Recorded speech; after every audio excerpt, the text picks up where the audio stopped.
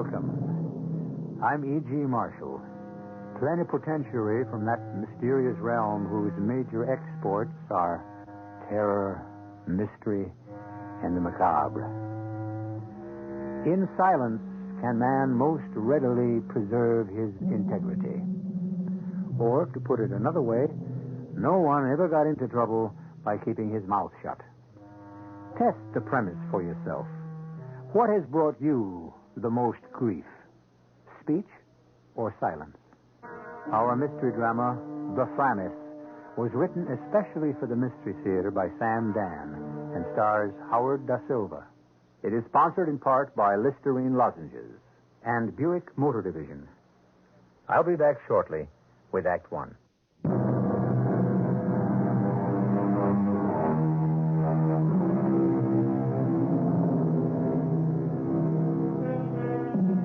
The meek, we are told, shall inherit the earth, but not, however, in the immediate future.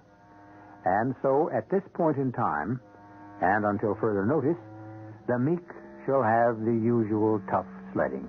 Well, that's how it goes.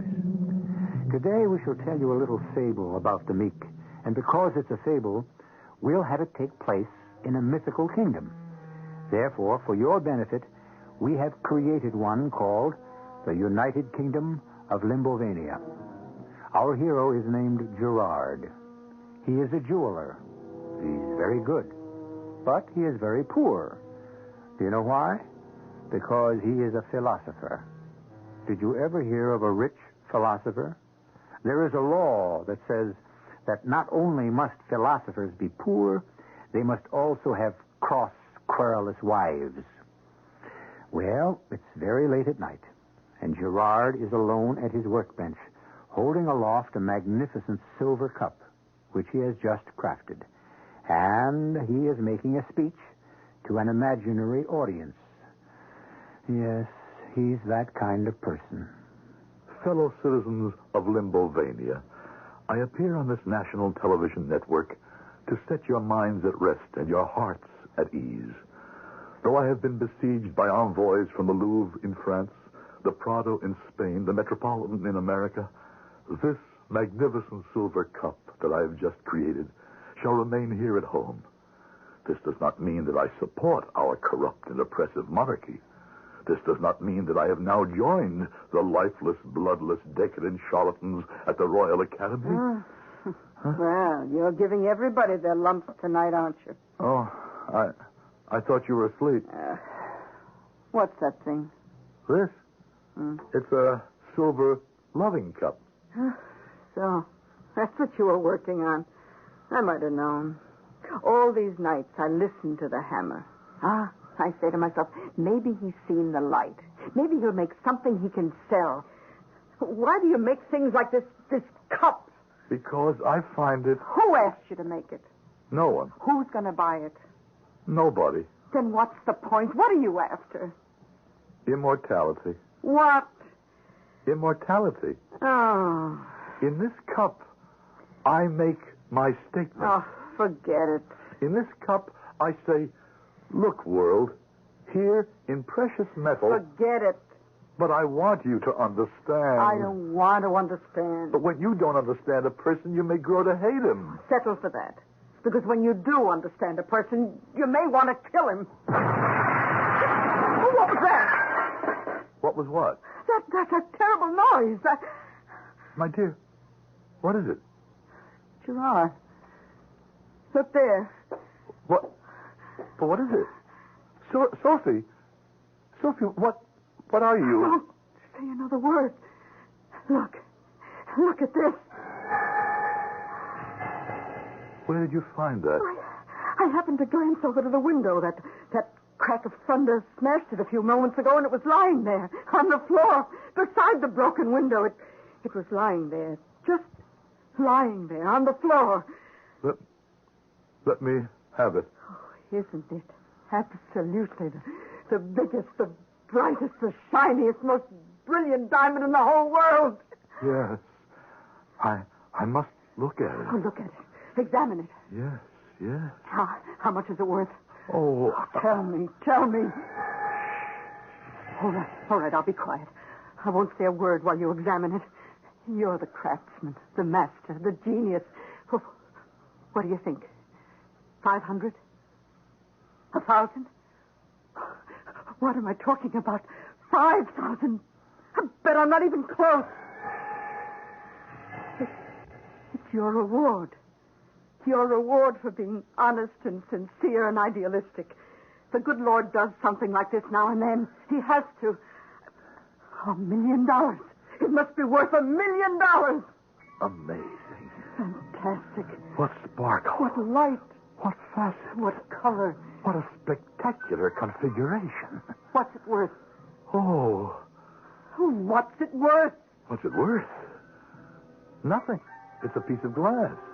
No. I admit it's a remarkable piece of glass, but... But see how it shines. It's all fire and ice.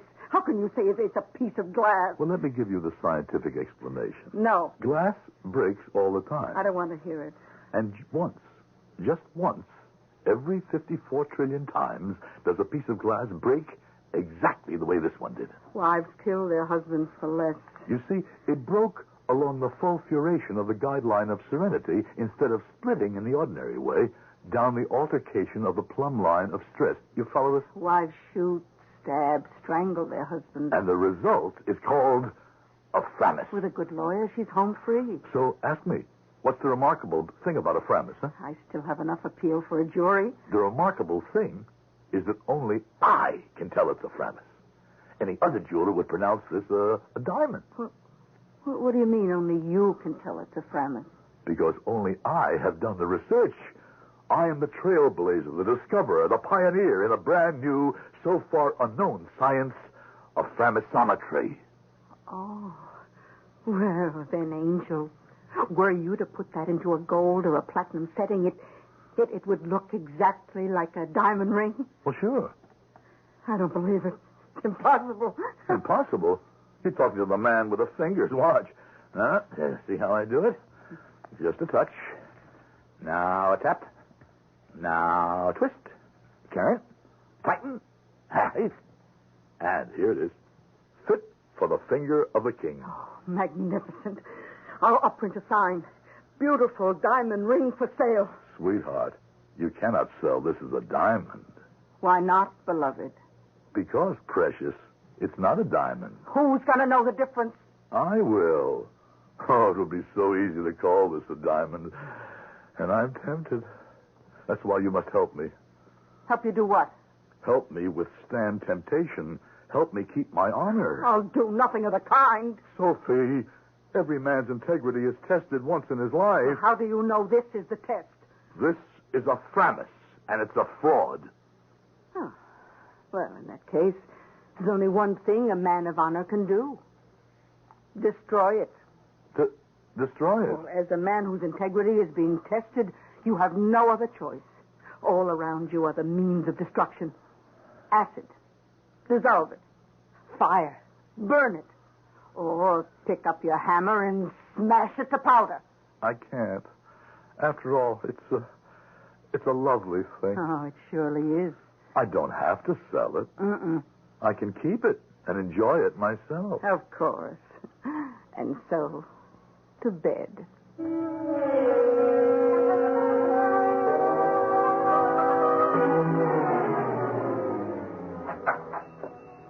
Oh, good morning, Gerard, baby. Let's make love. Please, don't talk like that, Marissa. Oh, why not? I'm a married man. Well, that's why you need loving. I haven't looked at another woman since I've been married. Oh, you're overdue. Marissa, why don't you find a nice young man? Why don't you come with me? Come with you? Where? Where all the action is. Let's go to the capital. Let's go to Autoclave City. Marissa. A man of your genius. Well, you're wasted on these peasants. Oh, and so am I. Nobody really appreciates me here either. What a team we could make. You're the fingers, I'm the frame. You could become the king's jeweler. I could become the king's mistress. What? Well, do you doubt your ability? No. Then don't question mine. Somebody gets to be his mistress, just like somebody gets to be his doctor, his lawyer, his barber. Marissa, I'm busy. Oh, now I remember why I came in. A cute lieutenant will be in here any minute. Who? No, I don't know who. He's drilling his men in the square. Couldn't keep his eyes off me. I'll, sell him that bracelet. I've always liked it. How do you know he'll come in here to buy you something? Am I ever wrong? Marissa, how will you end up? The same way you will. Dead. Well. Oh, good day, sir. I'll see you later, Gerard. What's her name? Marissa. Marissa. I tell you, Citizen Gerard, I have fallen madly in love with Marissa. Please, Lieutenant, be kind to her. Have I ever been unkind to anyone? Have I ever used the privilege of my noble birth to abuse my inferiors? Now, what have the two of you arranged for me to buy her? Oh, now you have necklaces, bracelets, brooches, rings, so many old familiar things, and the ladies always sell them back to you, don't they? Well, my friend, this is my final go-round. You see before you the last Baron Melvin, the final withered branch of the dead family tree. Oh, come now, Lieutenant. The house of Melvin shall be no more. I have squandered the last of the family fortune. And here, these few coins. All that remains for the final fling. It'll have to be something modest. Yes, I know. I know. I have here a bracelet. Citizen Gerard. Small, yes, but quality. Citizen Gerard. That's... What are you looking at? That's ring. I must have that ring. But it's not a ring. It's not a ring? Well, yes, it's a ring, but it's not a diamond ring. The stone you see is a framus. A what? A piece of glass. A piece of glass. That's a lie. It's true. The setting, it's genuine platinum. Oh, yes. And real gold. Purest gold. And you always surround a worthless piece of glass with precious platinum and purest gold. Please, I was just... So you were just what? I was just about to destroy it. If it's displayed in your shop, you are required to sell it. That's the law. There's no such law. It's just been passed. It's a piece of glass. Say that again, and I shall run my sword through you. Oh, please, Lieutenant. Tell him to sell me the ring. Oh, sell him the ring. I can't pay for it now, but I will one day. Please, put away your sword. Well, well, tell her it's worth 100, 1,000, 1,000,000. Sell him the ring. But I don't want to cheat him. The ring. He thinks it's a diamond. He'll kill you. The ring. How can I convince him? Give him the ring. But I... Take it, Lieutenant. Here, take it. Now, put away your sword, please. Yeah. The ring is my ring. Send the bill to the house of Melvin. Fellow citizens, the house of Melvin has risen. The house of Melvin has risen. The house of Melvin has risen again.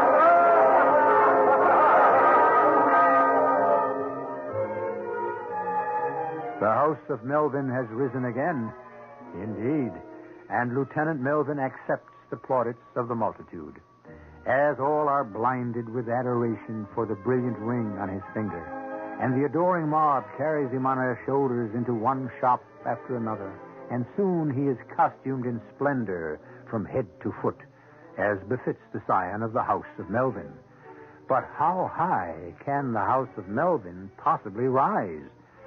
You'll be here when I return in just a few moments with Act Two.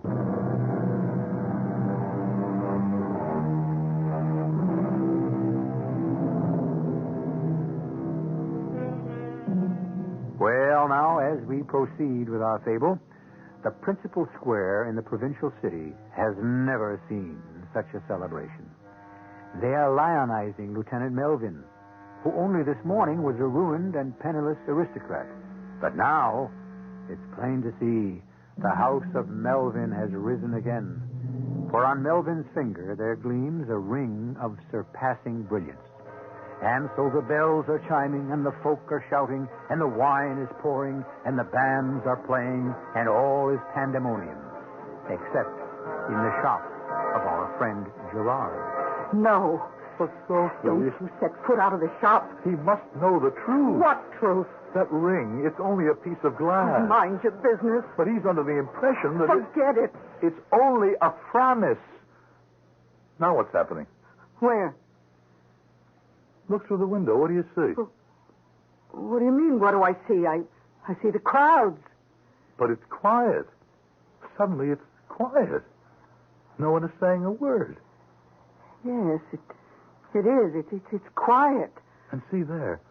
A big, important-looking officer has just put his hand on Lieutenant Melvin's shoulder. Oh, the officer's saying something. Open the door. What's he saying? Lieutenant Melvin, Yes, what can I do for you, my man? you're under arrest. Under arrest? Me? Sergeant, seize him. Oh, you can't do this to me. I've done nothing wrong. Get your hands off me. I'm an officer, a nobleman, and a gentleman. I have rights. What's the charge?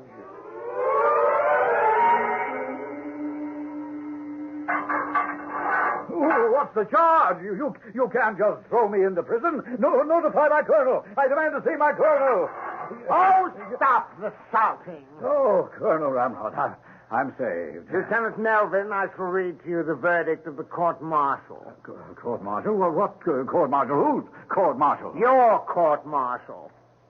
The accused, Lieutenant Baron Melvin, having been found guilty as charged, shall be hanged by the neck until he is dead. Signed, Millard Ramrod, Colonel Royal Cavalry presiding. But I don't remember any court-martial. The court-martial was duly convened, legally conducted, and arrived at its verdict in accordance with the law. Yes, but I wasn't there. That's not important. The verdict would still be the same. But that's not justice. If the court had acquitted you, would that have been justice? Well, certainly. Well, then you're not complaining about justice, only about the verdict. But you can't hang an innocent man.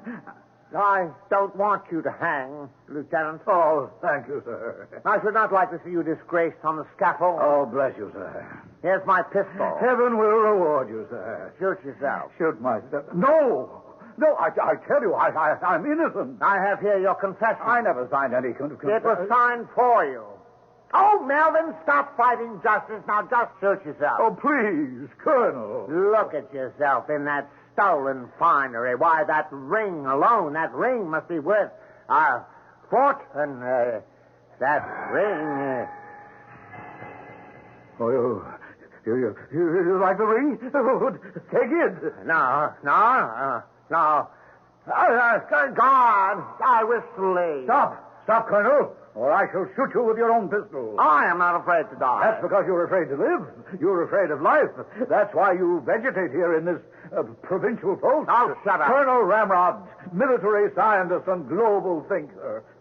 And what are you to the brass in Autoclave City? A petty drill master. I order you to be quiet. The most brilliant officer in the army, and you'll die without a general star. Buy one. With this ring, you'll be able to. Buy one. Maybe I'll die without my general star, but I'll die with my honor. Oh, no, Colonel, what is honor? Isn't the highest honor love for king and country, isn't it? Yeah. Doesn't the very life of the nation depend on the armed forces? I would say so. Isn't the safety of that country best preserved in your hands? Doesn't it make it absolutely necessary, then, for you to become a general? Would certainly help. Don't fight fate, Colonel. I was meant to obtain this ring so that you might use it to save our country. Yes. They're old, senile, and set in their ways. It's a cesspool of intrigue. I must clean it out.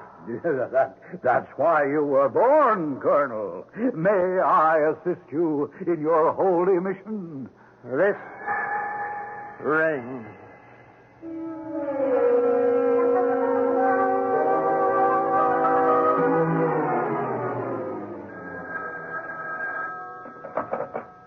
Yes? Who wished to see me?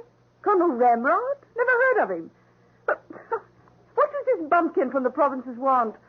Probably been saving his pennies for years, and he'll walk in with them all tied up in his handkerchief. But, all right. I'll see him. It should be amusing. Colonel Ramrod, at your service, madame. I have come here to pay my respects to your husband, our great minister of war. You have come here to buy a general star. What do you offer me? What do I offer? I offer you myself. How dare you make such an offer? No, you've been waiting for such an offer. Your days are spent in yearning for it, your nights in dreaming. For your information, I receive such offers every day. Now, do you? But when was the last one? When was the last time a man offered you his heart, his soul, his life, his honor, his hope for happiness in this world and salvation in the next? Oh, you expect me to believe that when I know I am no longer beautiful? I find you beautiful, Lurline.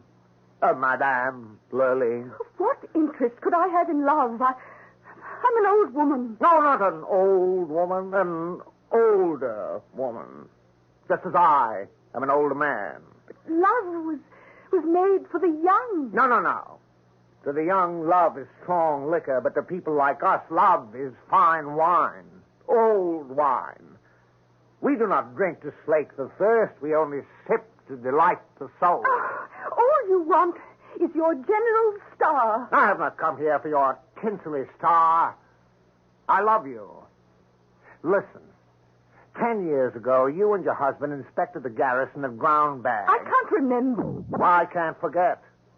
You wore a green suit, black shoes, a corsage of white roses. I always dress that way when I review the truth. The most unbecoming costume I ever saw. But I fell in love with you in spite of it. Oh, and you waited 10 years to tell me? I waited 10 years to find my courage. I waited 10 years until I could find a gift worthy of the woman I love. This ring. Oh, no, I can't accept this. Take my ring. No, please go. Why are you afraid to be a woman? Why are you afraid to love? I'm not afraid. Then I will place this ring on your finger. Oh, my general. My very own general. Ah, General. Do you like my hair up this way? I wonder what my new assignment is to be. Or down? The War Committee. And how shall I dress? Green. You fell in love with me in green. And my new duties. Oh, love me. Oh, darling, I want to be alone with you, but I want to show you off to everyone. I want you to be my secret, but I want everyone to know. What? Oh, darling, our love is enough for me. Oh, not for me. You shall be presented at court. You'll be a sensation in Autoclave City.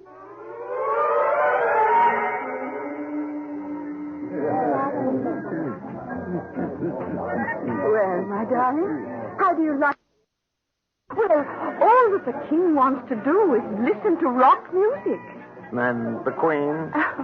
All she wants to do is find out who his latest mistress is. Ah, that's obvious.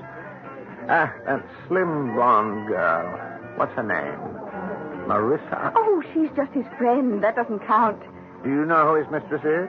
I don't think he has one. Well, I suppose he has. And the Queen finds out. What will the Queen do to her? Huh?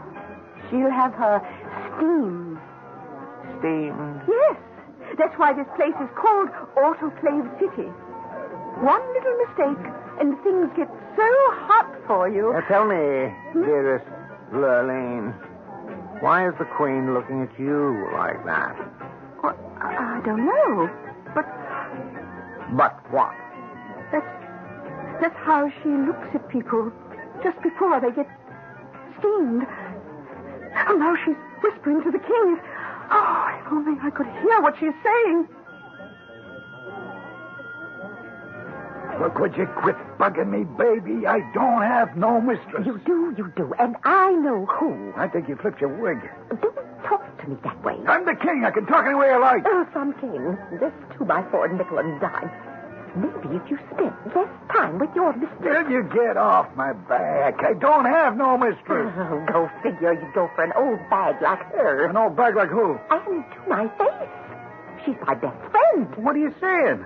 The Lady Lurline. Oh, you are out it. I am? Look. Look at what? The ring. The ring on her finger. Who'd give her such a ring?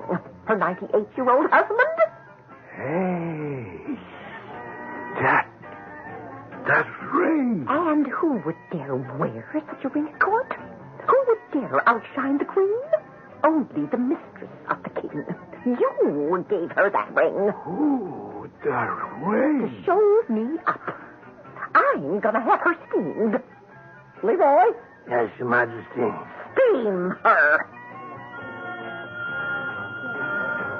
I am going to be steamed. What does that mean? The whole court will turn on me, say things, accuse me, taunt me, bait me, harass me, until they destroy me. But why? I don't know. I do know. It's the ring. The ring?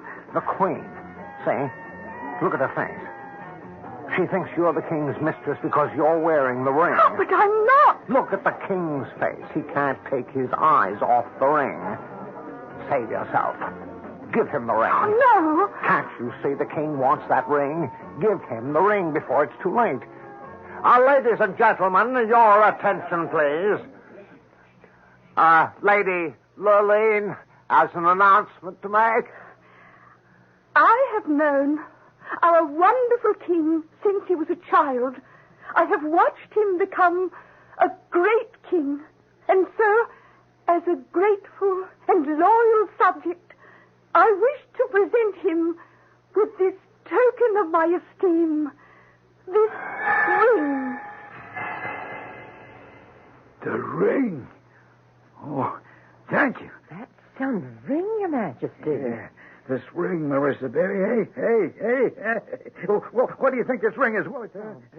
Big money. There are diamonds, and then there are diamonds. Oh. Some of them, no matter how big they are, they just lay there. You know what I mean? Oh, yeah. Oh, but this one, you can feel all that brilliance kind of explode like inside of you, huh? Yeah. You know what I wanted to be ever since I was a kid? A king? Not just a king, not some little scared slob of a king that fell into it, but a ruler, a mighty ruler of men. This ring, what do you think it's worth? Oh, a fortune. You can feel it, see? You can feel the fire burn, the ice freeze. Get it appraised. Yeah, by who? The royal jewelers. Ah, those clowns. You know what they'll say? It's a precious gem beyond price. But I wonder what it's really worth. Oh, it must be worth millions. If only I could find a real, honest jeweler. One who isn't scared to tell me the truth, like. I know a guy who couldn't tell a lie if his life depended on it. What good is he to me if he's not a jeweler? He is the jeweler. The greatest jeweler in the world. Baby! What's his name? Gerard.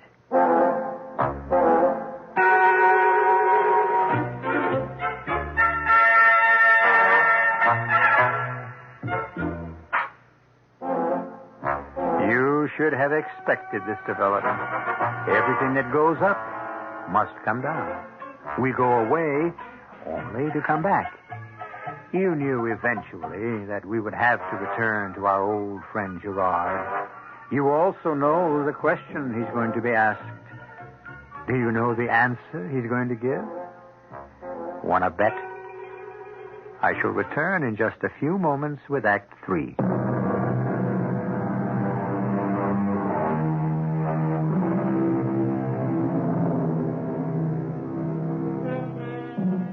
Now, while you were gone, here's what's been happening in that mythical kingdom, the United Kingdom of Limbovania.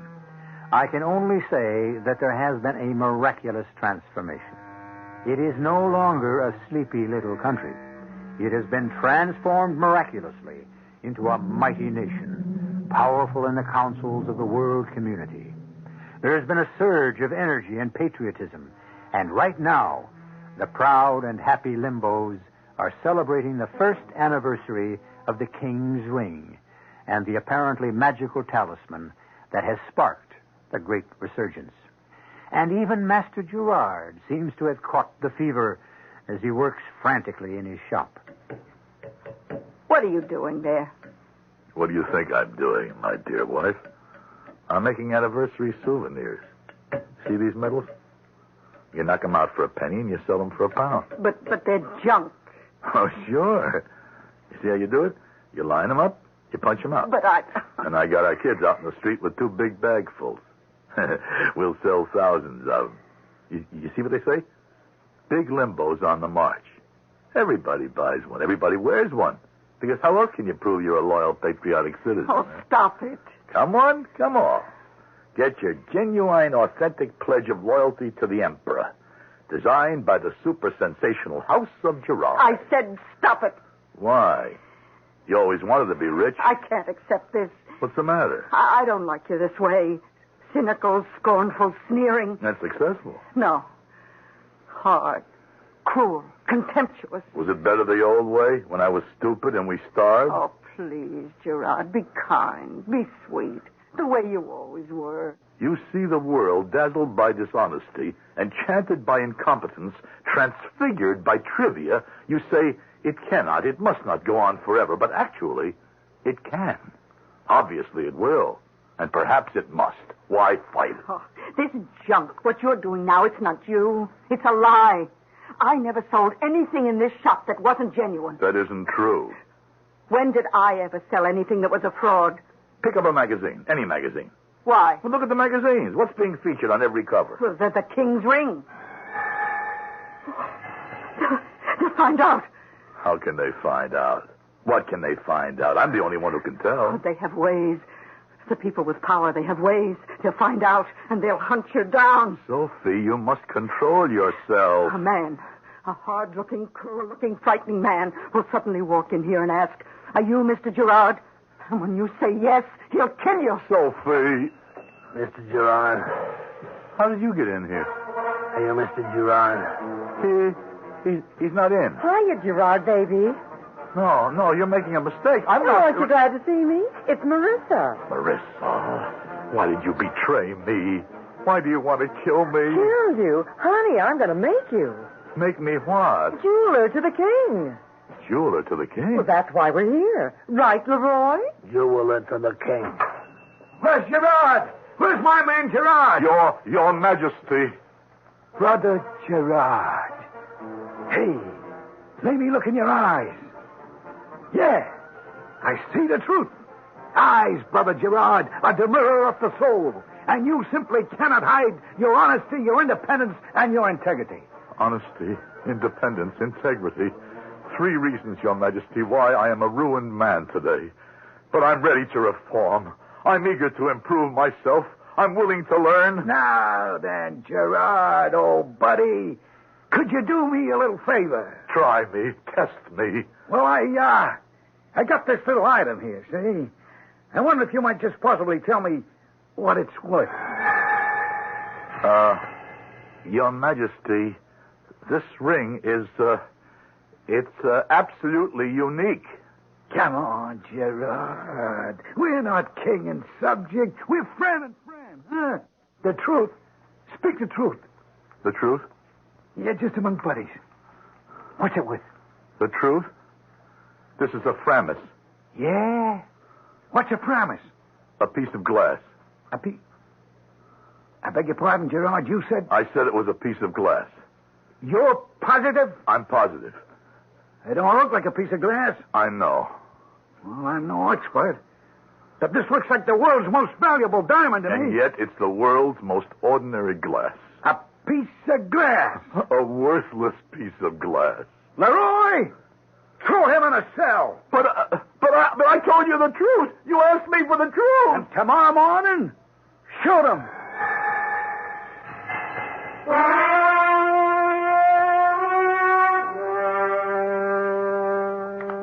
Gin.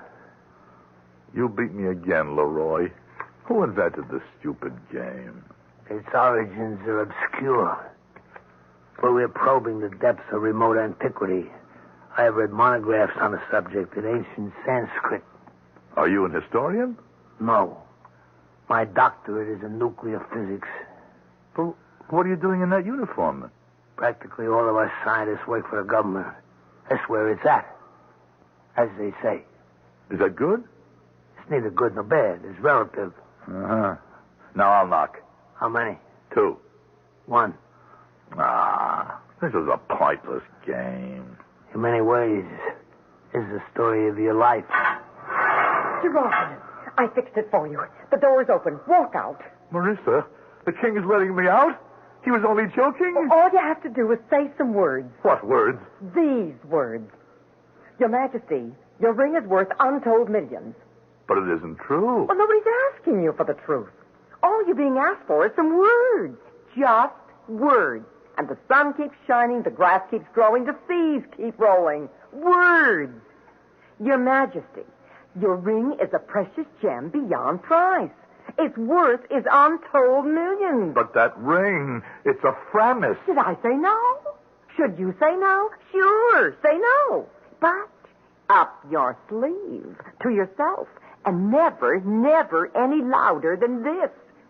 It's a Frammis. But you still don't understand. It is a Frammis. All right. Let me show you how you can even do business on that basis. Instead of, it is a Frammis, say it was a Frammis. Is, was, they're the same words. All you did was change the what, Leroy? The tense. Now, Marissa. It was a Frammis when you had it. God, let a little tense intervene and things change, no?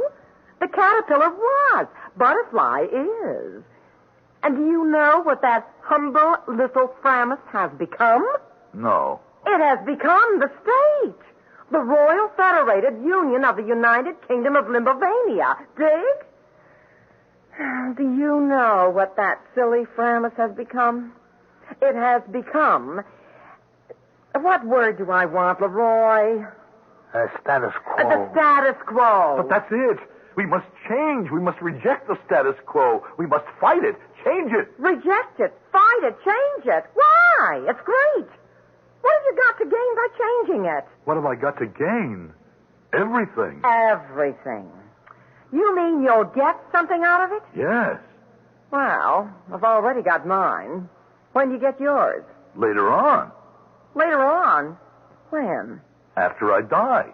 Oh, but then you get nothing. You're wrong. I get immortality. But you'll be dead. Naturally. You have to die to become immortal. So how can you enjoy it? You don't enjoy it. Well, then why do you want it? I need it. For what? To validate my principles.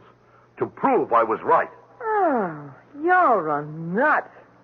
Every man who's a hero in history was once a nut to his neighbors, a troublesome, quarrelsome, meddlesome nut. But I won't crack. I won't break. I'll denounce and defy them to the very end. They'll take my life, but they'll give me immortality. Immortality, yes. There will be a trial, then the sentence, and the execution. But even as the echoes of the shots fade away, there shall be another sound, another voice. And the people will know that they have been deluded and deceived by the frauds that rule them. And my name, the story of my deeds and my defiance shall live forever. My grave shall become a shrine. You think so? And I shall be a legend. I don't think so. Let me tell you how it'll happen. Here, in your cell, you'll be alone with Leroy, and you'll get a .38 caliber slug in the back of your neck. How can you say that? Leroy's a scientist. Scientists don't kill people. You'll never know what hit you. Neither will anyone else. A shrine. Who'll ever find you? They'll flush you down a sewer and poison the water. Or they'll broil you in a furnace and you'll pollute the air. No, Marissa, help me. Oh, you'll die a hero. But a secret hero. An unknown hero. An unheard of hero. Hey, would you just hold on there, Brother Gerard? And could you do an old buddy a little favor, huh? Look at this again and see if you can tell me what it's worth. I... Tell His Majesty what you see in there. But I don't see anything. Gerard, look again. Don't you see her? Who? Her. Please, Gerard, be kind, be sweet, the way you always were. What do you see when you look in that gem? My wife, my children, What else do you see? the sun, the sky, the sea. Come on, Brother Gerard. What is this worth? Your Majesty, this ring is precious beyond price. It's worth untold millions. Oh, thank you, Gerard. Thank you. But it's a Frammis.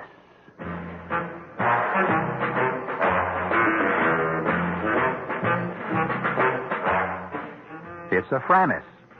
Well, didn't Galileo say the same thing under his breath to the judges of the Inquisition? Nevertheless, it moves. Does this mean there is a time and place for everything in this world? There sure is. And if you don't believe me, check it out in the wonderful biblical book of Ecclesiastes. And wait for me. I'll be right back.